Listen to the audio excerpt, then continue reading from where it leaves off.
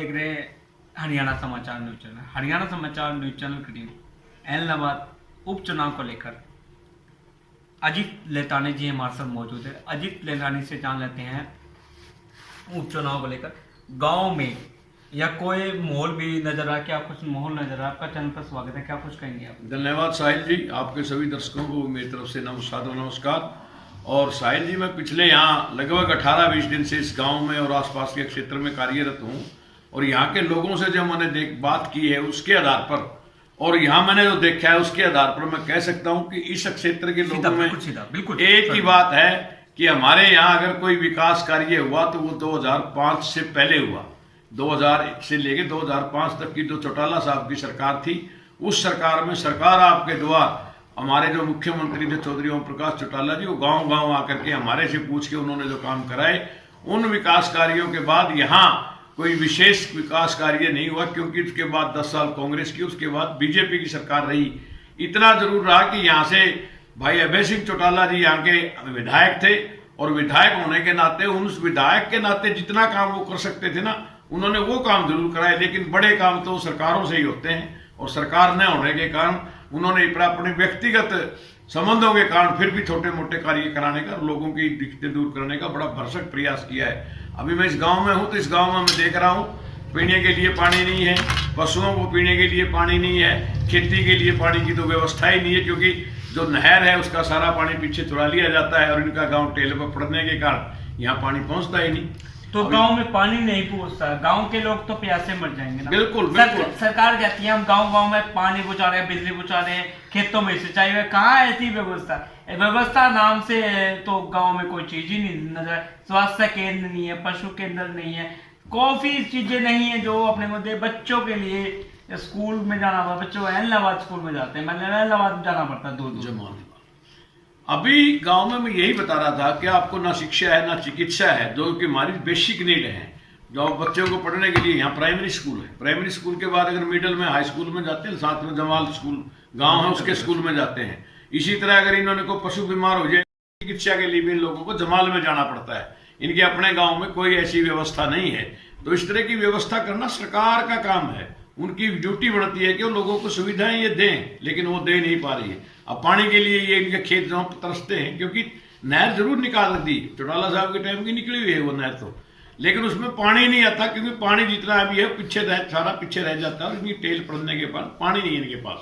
ये पानी के लिए तरसते हैं लोग। इनकी गाँव में देखो, गाँव वैसे साफ सुथरा गाँव है, लेकिन जो पानी की नालियाँ हैं सारी पानी की भरी रहती हैं। उसके कारण इतने मच्छर गाँव में है कि रात को सोना बड़ी दिक्कत है, लोगों को काटते हैं, छोटे बच्चों को तो सोने की बहुत ही बड़ी दिक्कत रहती है।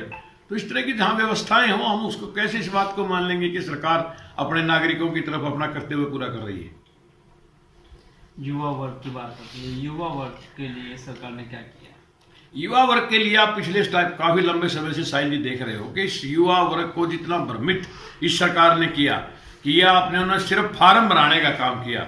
अभी आप एक साथी जो आप पहले भी कोई कह रहा था कि इन्होंने इतने फार्म भरवा लिए कि उनके घरों में जो थोड़ा बहुत पैसा उनकी जेब में घरों में था वो उनका फार्मों में लगवा दिया और नौकरी कोई लगाया ही नहीं, क्योंकि जो भी नौकरी इन्होंने निकाली उसका किसी की परीक्षा तक ही नहीं पहुंची। किसी की परीक्षा होगी तो उसमें पेपर लीक हो गया और उसके बाद उसको दोबारा से कैंसिल करके दोबारा पेपर लेंगे, दोबारा कराएंगे। इस तरह का जो सीन यहाँ चल रहा है हमारे यहाँ नौकरी तो लगी नहीं रही, फार्म पे फार्म भराए जा रहे हैं। इसी तरह की दूसरी जो सामाजिक योजनाएं हैं, जितनी भी योजनाएं ये लेके आए, हर दिन कोई ना कोई फार्म उठाए लोग घूमते रहते हैं कंप्यूटर सेंटरों पर, साइबर कैफे पर, वहां उनके फार्म भरते रहते हैं, लेकिन उन स्कीमों से लोगों को कोई भी लाभ नहीं हो रहा। उन फार्मों से बढ़ता कुछ नहीं, लेकिन फार्म भरने में लोगों के 500-400 रुपए खर्च जरूर हो रहे हैं।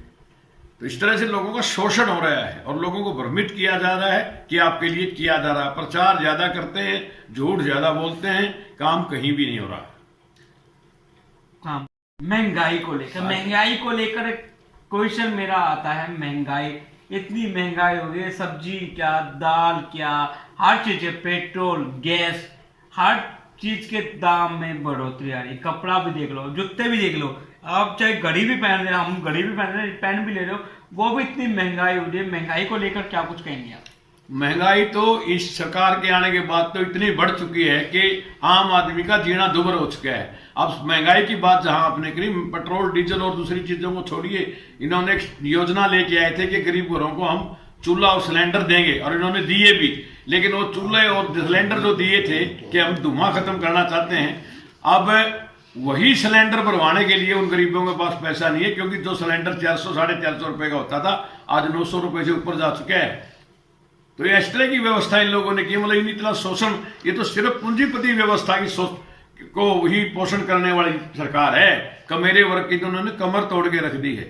ऐसे हालात में आम आदमी का तो जीना दुभर हो रहा है, उसको तो मुश्किल हो रहा है कि वो कैसे अपना पेट भरे। हर चीज महंगी, तो आप कहीं जाइए पेट्रोल डीजल तेल गैस हर चीज पे कहीं भी जाओगे तो आपको महंगाई महंगाई नजर आएगी, तरस है महंगाई से। चलो धन्यवाद आप लोगों ने, अजीत लेतानी जी, आपने समय दिया चैनल के लिए, दिल से आपका धन्यवाद। चैनल के लिए क्या संदेश है हरियाणा समाचार के लिए? हरियाणा समाचार के लिए शायद जी मैं यही कहूंगा कि ये दिन दुनी और रात चौगुनी यूनिटी करें। आपका जो कार्य है बहुत ही अच्छा कार्य है, और आप एक समाज के अंदर जागरूकता लाने के लिए और समाज को सचेत और जागरूक बनाने के लिए जो कार्य ये आपका चैनल कर रहा है, उसके लिए मैं आपका और आपके चैनल का बहुत तहे दिल से आभारी हूं। और आपके सभी दर्शकों को मेरी तरफ से सादर नमस्कार।